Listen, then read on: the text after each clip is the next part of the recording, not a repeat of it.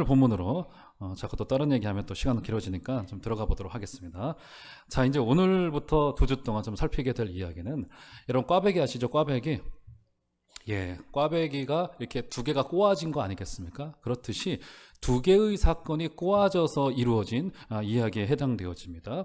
오늘 본문에 등장하는 주인공은 12해 동안 혈루증을 앓던 여인에 관한 이야기예요. 그런데 이 이야기로만 따로 독립되어서 존재하지 않고요. 오늘 어떤 와중에 이 이야기가 삽입되어져서 등장하고 있던 와중입니다. 지난주에 예수님께서 데가볼리 지역에서 기적을 일으키셨죠. 군대 귀신 들린 자를 몰아내심으로써 그를 온전하게 회복시켜준 사역을 마치시고 배를 타고 다시 이스라엘 지역으로 되돌아오셨습니다. 도착해 있다 보니까 어떻게 된 겁니까? 수많은 사람들이 주님을 모아놓고 주님을 기다리고 모여서 주님을 기다리고 있었던 와중이 되어집니다. 그러던 중에 수많은 사람들이 모여있던 공개적인 자리에서 회당장 한 사람이 나와서 예수님께 자신의 개인의 급박한 문제를 가지고 간구하기 시작합니다.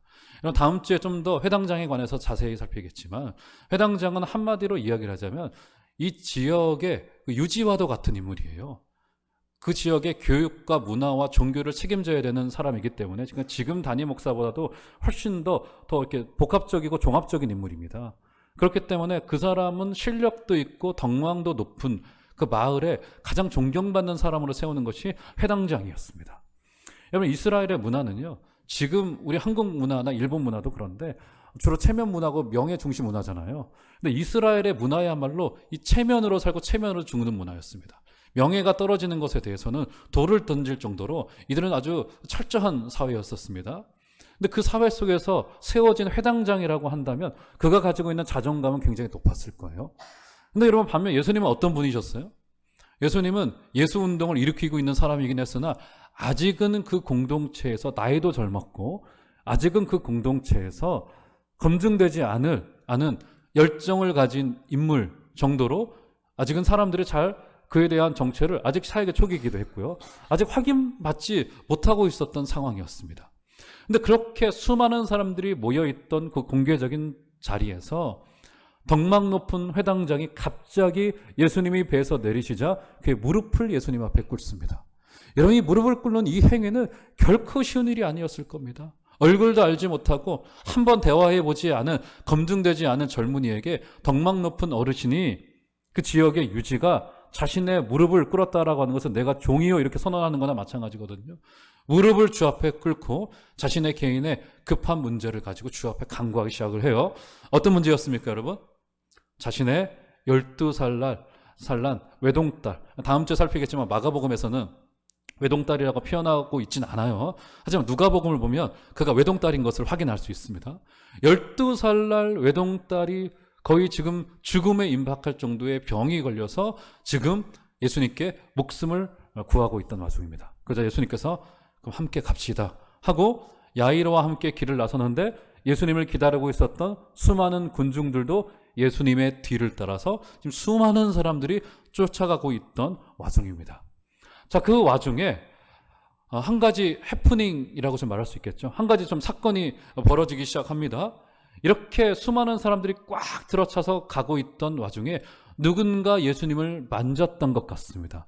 이 일 때문에 주님께서는 어렵사리 출발시켰던 그 행렬을 멈추시고 그와 대화를 나누기 시작을 하십니다. 자, 오늘 이야기 한번 주인공으로 한번 가볼까요? 그가 누구였는지 25절을 보면, 자, 주님을 만진 자가 나오죠. 자, 25절 다 같이 한번 한 소리로 시작. 12해를 혈루증으로 앓아온 한 여자가 있어. 자, 이 여인의 이름도 등장하지 않아요. 참 어떻게 보면 슬퍼요. 그렇잖아요. 저는요, 그래서 제 쓰고 있는 휴대폰에 제 아내라고 안 하고 주로 이제 아내 뭐 이런 식으로 써놓잖아요. 저는 이름을 석자로 써놨습니다. 누구 남편, 누구 엄마 좀 서글플 것 같아서 저라도 그렇다고 제가 이름을 부르지는 않습니다. 그런데 이름으로 사람이 좀 존재해야 되는데 이름을 부를 때 꽃이 되는 거 아니겠습니까? 그래서 제가 오늘 사실 설교의 제목도 광야의 핀꽃이라고 너무 감성적으로 제가 좀 지었는데 어쨌든 이름 없는 여인이었습니다. 이 여인이 어떠한 사람이었습니까? 12해를 혈루증으로 알아왔다라고 이야기를 해요. 자, 12년이라고 이야기합니다. 12년. 여러분, 숫자 12는요, 전체 성경 속에서 상당한 의미를 가지고 있습니다. 숫자 12는 늘 성경 속에서 가득 찼다라고 하는 의미예요. 그래서 이 숫자만을 가지고 이렇게 쓴 책들도 있어요. 성경에서 숫자적인 상징들이 굉장히 중요합니다. 12, 특별히 7, 또 40년 이런 게 굉장히 중요한 의미를 갖는데 숫자 12라고 하는 것은 가득 찼다, 완전하다라고 하는 의미를 가지고 있습니다. 그래서 여러분, 이스라엘이 무엇을 기초로 이루어집니까? 12지파를 기초로 이루어지잖아요. 그리고 예수님께서도 자신의 하나님의 나라를 일구어 가실 때 누구를 부르십니까? 12명의 제자들을 불러서 그들을 나중에 사도로 세워서 교회를 이루어가는 것 아니겠습니까? 그래서 가룟 유다가 중도 탈락하고 말죠. 그러자 사도행전 1장에서 어떻게 되죠? 굳이 한 명을 더 끼워 넣어요. 그 사람의 사역에 대해서는 사도행전에 전혀 등장하지 않음에도 불구하고 12명을 껴서 맞춥니다. 왜 그럴까요? 12이 가지고 있는 숫자의 상징이 가득 찰 대로 찼다라고 하는 의미를 가지고 있기 때문입니다. 근데 오늘 병이 몇 년이라고요?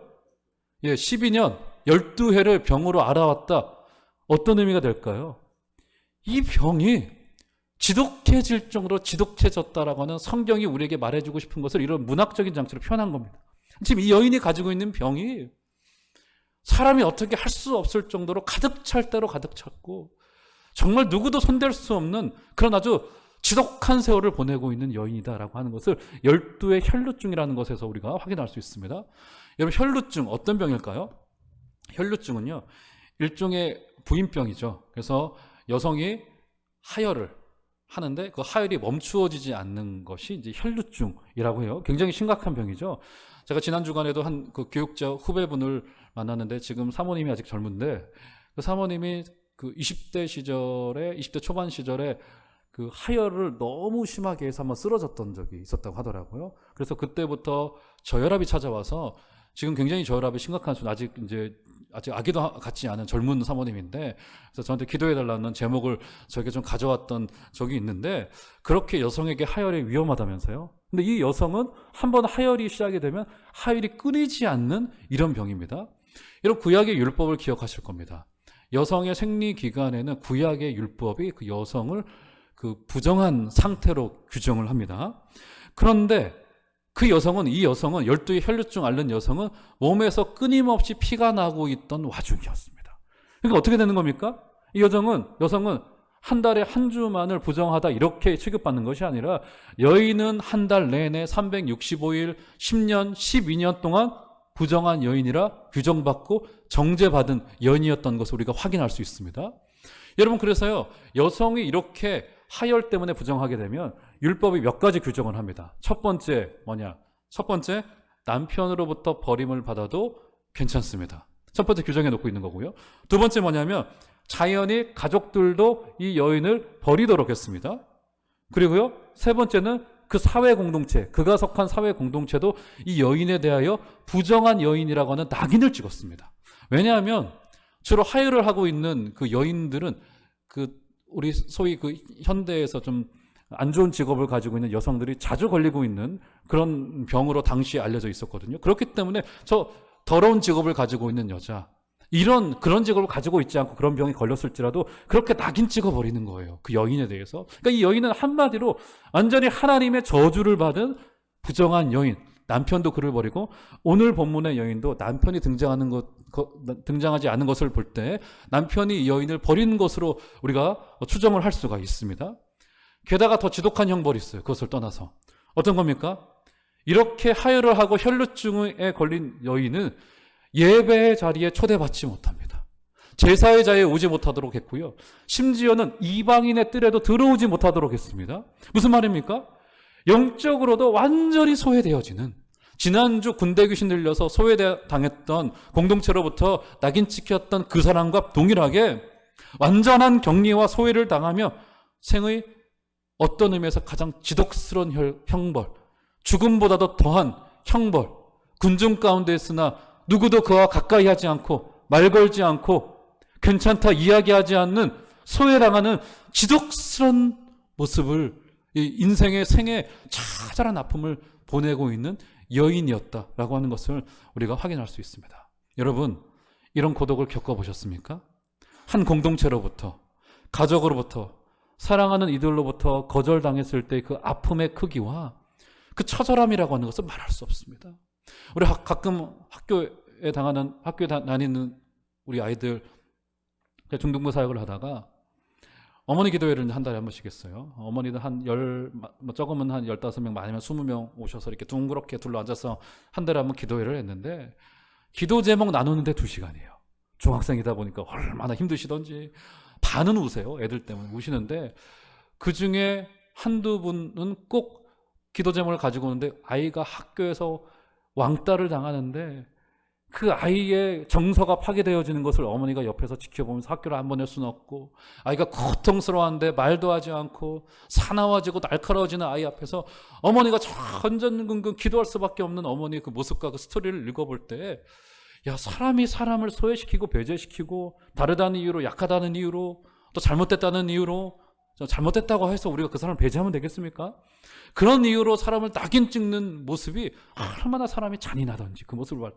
그게 10대 아이들에서부터 나타나더라고요. 그런데 오늘 이 여인은 어떤 여인입니까? 율법이 규정해요.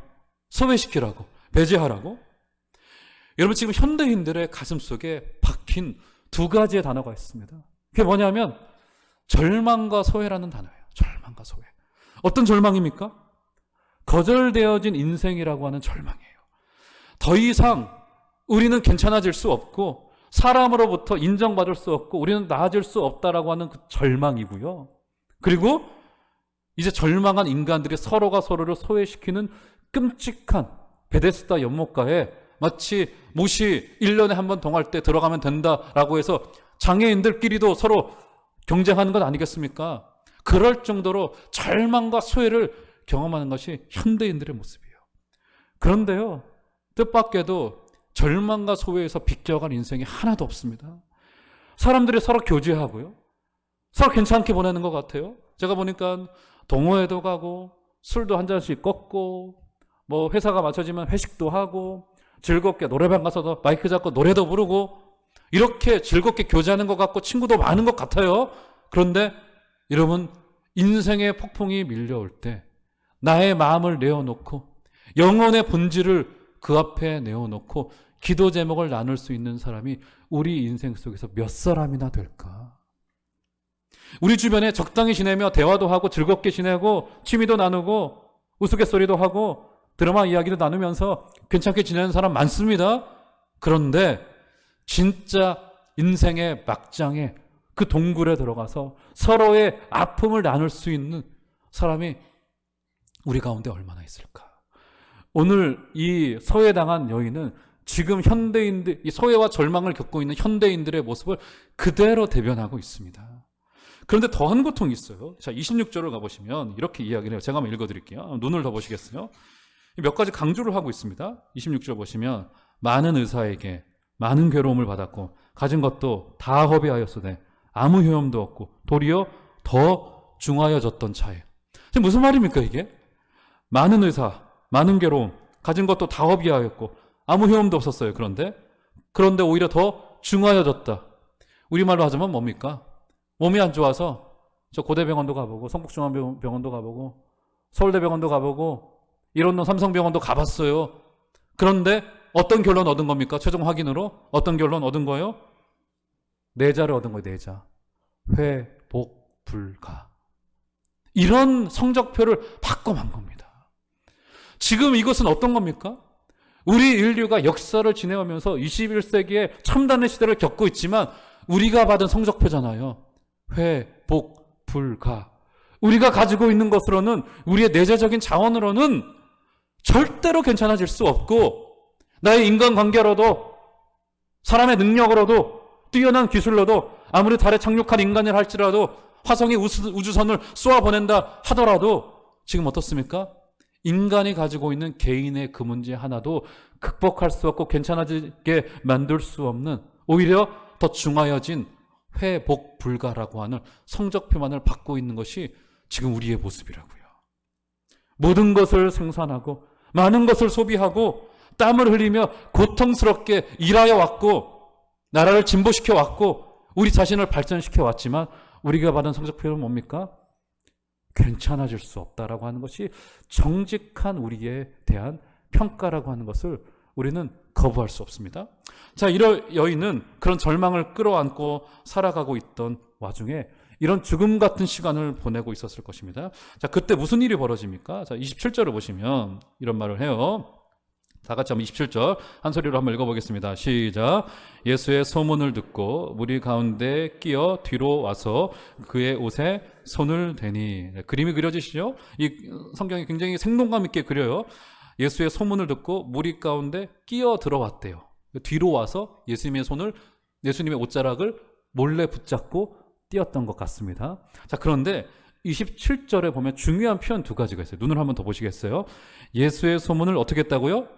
들었고 무리 가운데 끼어 뒤로 와서 그의 옷에 어떻게 했다고요? 손을 댔다라고 이렇게 이야기를 합니다. 듣고서, 첫 번째는 듣고서요, 말씀을 들은 겁니다. 그 다음에 손을 댔습니다. 여러분, 듣고 손을 댔다라고 하는 이것은요, 성경 전체 속에서 하나님의 은혜가 부어지고 기적이 일어나는 현장 속에서 늘 있는 겁니다. 먼저는 말씀을 듣는 거예요. 예수님에 관해 소문을 들었습니다. 어떤 이유로든 어떤 동기로든 올 수 있어요. 그런데 은혜와 기적이 일어나는 현장에서는 우리의 손을 뻗어서 주님께로 나아가는 우리의 순종도 요구받고 있다라고 하는 겁니다. 여러 가지 동기로 교회 나올 수 있습니다. 어떤 남자 청년은 좋아하는 자매 뒷공문을 쫓아왔다가 교회 주저앉게 되어져요. 그러다 보니 안수집사 장로가 되어 있는 분도 계시고요. 그리고 어떻게 해서든 한번 사업 좀 잘 돼보고, 아니면 마음이 외로워서 교회 가면 좋은 사람 많다고 하니까 소문 듣고 왔단 말입니다. 아니면 어쩔 수 없이 사랑하는 아내가 교회에 늘 와서 앉아있으니 주일에도 같이 앉고 싶어가지고 따라왔어요. 그런데 어떻게 되는 겁니까? 그 말씀을 듣고 소문 듣고 어쩔 수 없이 앉아왔는데 내 마음을 때리는 주님의 사랑한다라고 하는 그 음성. 여러분, 그 음성이 들려올 때 주님의 손을 거절하지 마시고 그의 옷자락을 깊게 잡으시는 믿음의 결단이 있으시기를 바랍니다. 그것은 절대로 누가 부르는 게 아닙니다. 절대로 사람 때문에 온 것 같으나, 다른 이유 때문에 온 것 같고 어쩔 수 없이 와 앉아있는 것 같으나 그렇지 않아요. 주님께서 여러분을 이 자리에 그의 섭리 가운데 불러주셨다라고 하는 것을 기억하시고 오늘 그 하나님의 은혜를 필사적으로 붙잡으시는 은혜가 있기를 주 이름으로 축원드립니다. 제가 지난 금요기도 때 한 분의 이야기를 들려드렸어요. 아버지를 일찍 여의고 어머니가 50년대 60년대 어린 시절에 행상을 나가시면은 2주 동안이나 집을 비우셨대요. 맞아들이셨는데 중학교 시절에 그 어린 동생들을 밥을 차려가면서 학교를 다니다가 고등학교 가서는 도저히 되지 않아서 고등학교를 2차례 정도 중간에 중퇴를 했습니다. 늦게 졸업했죠. 한 2년 늦게 졸업을 했어요. 근데 그분이 늘 70년대 초반이었겠죠. 60년대 후반.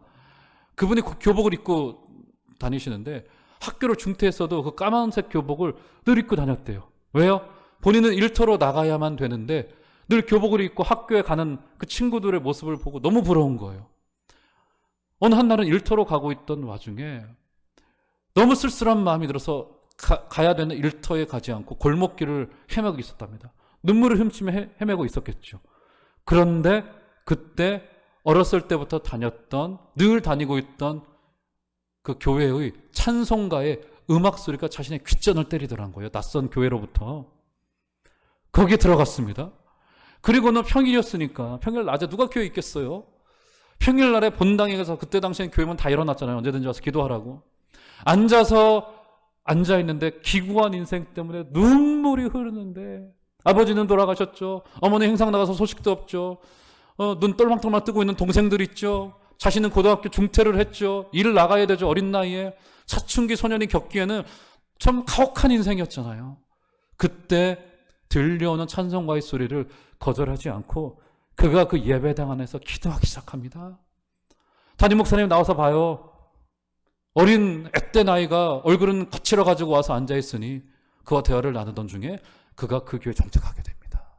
그리고 목사까지 되어져요. 그분이 하나님 쓰시는 인생이 되어지는데, 하나님께서 여러분의 귓전에 찬송가의 음성을 들려주시고 여러분의 음성에 이리 오라라고 하는 말씀을 주실 때 그 음성 거절하지 마시고 사람의 명예, 체면, 눈치 볼 것 없이 주님의 음성에 반응하시는 여러분들 되시기를 주 이름으로 축원드립니다.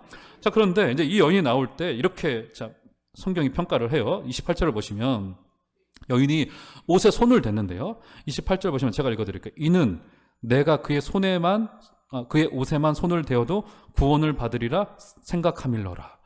자, 그래서 많은 분들이 궁금했어요.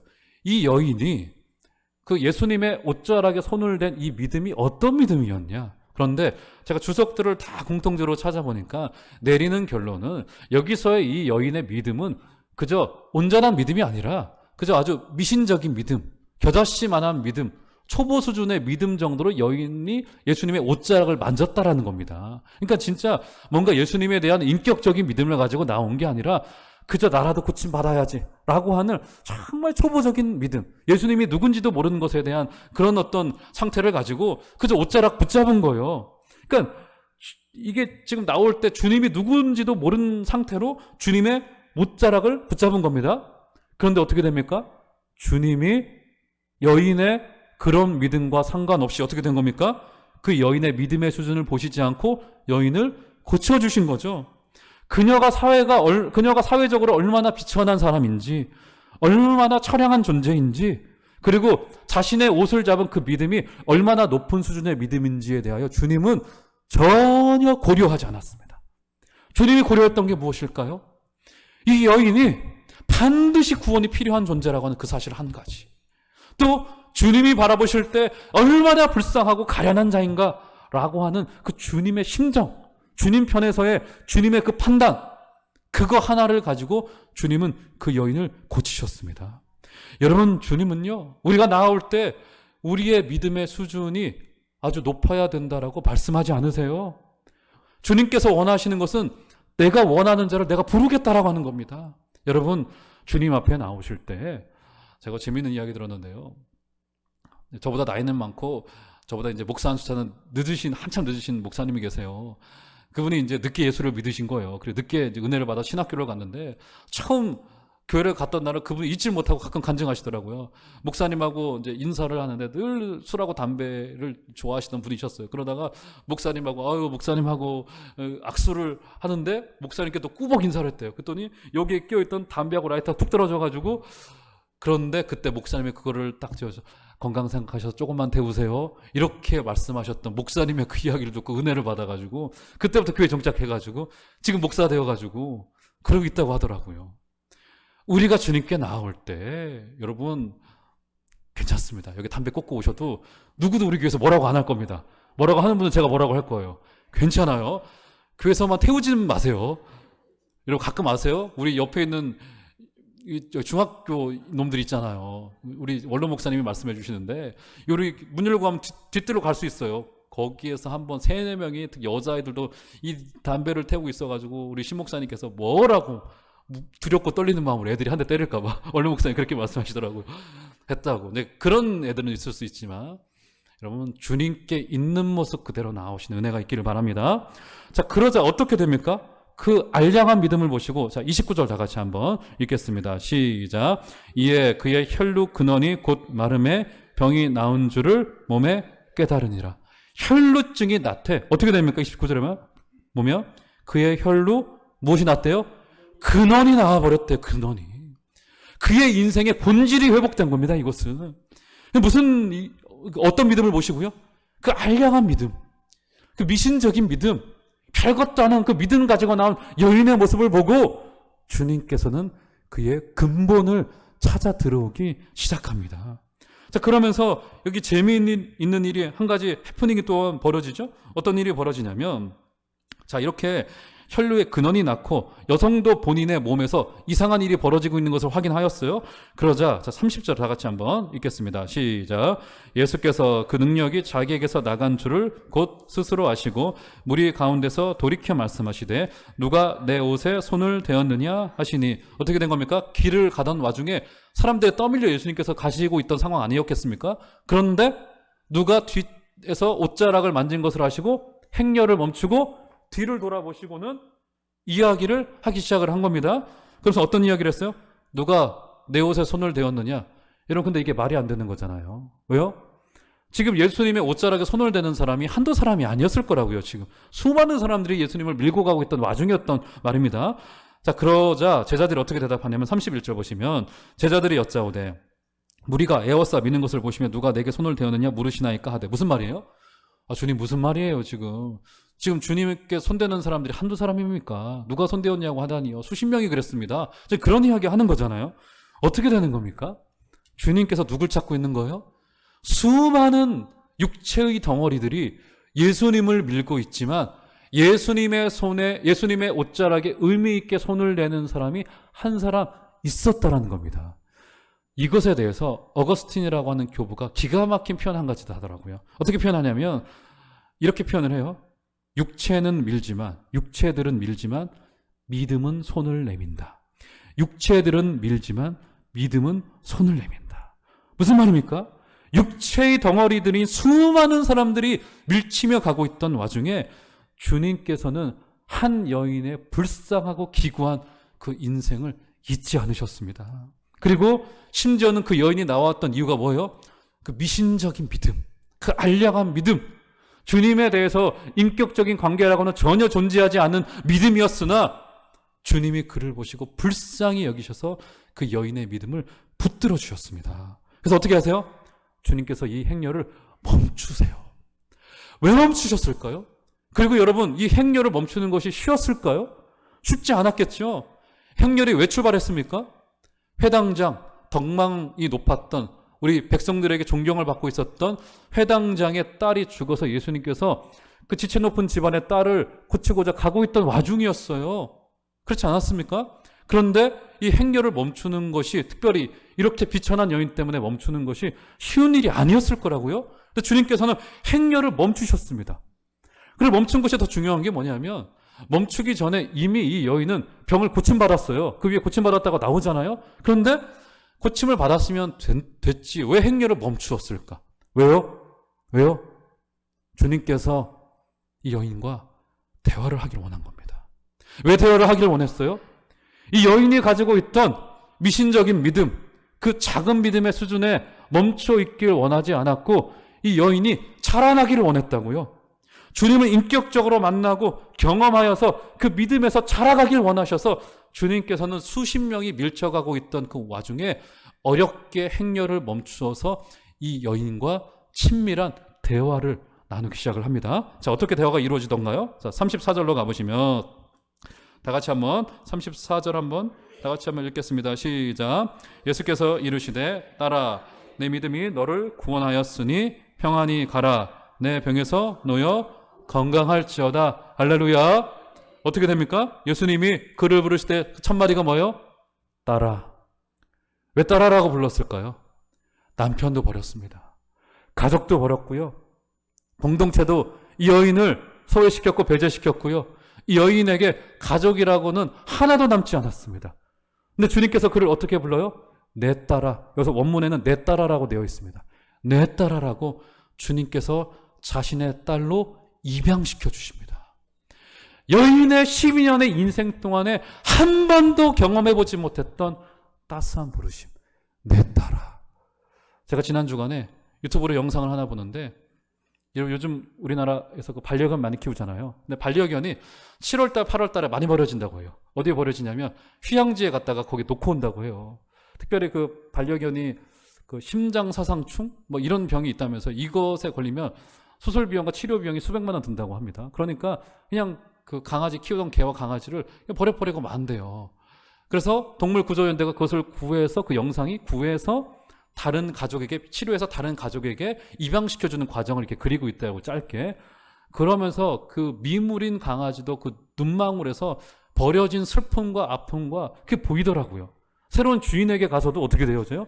한동안은 주인에게 적응하지 못해요. 또 버려질까 봐 이런 두려움으로. 이런 미물도 그런데 12년을 홀로 남편에게 버림받고 가족에게 버림받고 공동체로부터 버림받고 율법의 죄인으로 낙인 찍혔던 그 여인에게 주님의 그 따스한 금성, 내 딸아 이제 평안히 가라 이렇게 말씀하였습니다. 오늘 여러분들에게 들려오는 주님의 요청, 내 딸아, 내 아들아 이리 와라. 너는 나의 딸이야. 나의 가족이야. 여러분 이 진정한 음성을 듣는 은혜가 있기를 주의 이름으로 축원드립니다. 그러면서 주님께서 어떻게 말씀하세요? 주님께서 이제 평안히 가라 이렇게 말씀하십니다. 무슨 말입니까? 하나님 앞에서 근본적인 평안을 누리라고 하는 겁니다. 광야에 정말 한 송이 피어난 알록달록한 그 꽃과도 같이, 정말 주님의 생명을 머금은 열매 맺는 그 꽃과도 같이 이제 평안히 가라. 모조품 행복이 아니고요, 가짜 평안을 찾아서 헤매는, 방황하는 젊은 사람들 많습니다. 돈 때문에 명예를 가지고 그저 많은 사람들의 칭찬을 받고 박수 갈채가 그리워서 인생을 살아내는 사람들 많아요. 그런데 오직 주님과의 교제만이 우리에게 진정한 온전한 평안을 주시는 줄을 믿으시길 바랍니다. 주님께서 어떻게 말씀하십니까? 내가 곧 길이요 진리요 생명이니 나로 말미암지 않고는 아버지께로 올 자가 없다. 내가 주는 평안은 세상이 주는 것과 같지 않다. 믿으십니까? 우리 주님이 주실 평안은 없어질 평안이 아니라 영원하고 우리에게 진정한 만족을 주는 평안이라고 하는 사실을 기억하시고, 오늘 혈류의 근원을 마르게 하셨던 주님의 능력과 평안의 놀라운 기적의 역사를 기억하시는 이번 한 주간 되시기를 주의 이름으로 축원드립니다. 그 예수님의 평안의 초대에 오늘 여러분의 영혼들이 담대한 믿음의 결단을 하게 되시는 은혜 또한 있기를 바랍니다. 그래서 오늘 너른 팔을 버리시고 우리를 기다리고 계시는 주님 앞에 오늘 또 여러분의 인생을 들으시고 이번 한 주간도 혈류의 근원을 막아주신 우리 능력 많으신 주님 앞에 여러분의 인생을 오로지 다 들으시는 복된 은혜가 있기를 주의 이름으로 축원드립니다.